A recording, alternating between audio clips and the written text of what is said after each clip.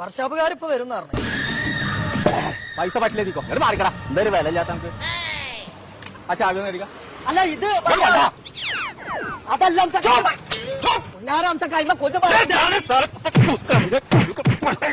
എന്താ ഒരു ഇതില്ലാത്ത ബോംബെ അംശ വെച്ചാൽ വണ്ടി തരാൻ പറ്റാന്നോ?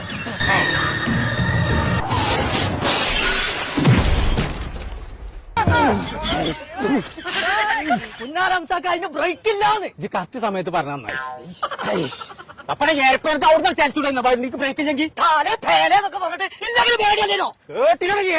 പറയണേ നിങ്ങൾക്ക് സ്വന്തമായിട്ട് ഒരു ബൈക്ക് വാങ്ങിക്കൂടെ? ഞങ്ങളോട് ഇറക്കോ? ലൈസൻസ് ഇല്ലേ എന്നടിച്ച് എന്റെ അടുത്ത് പൈസ ഇല്ല.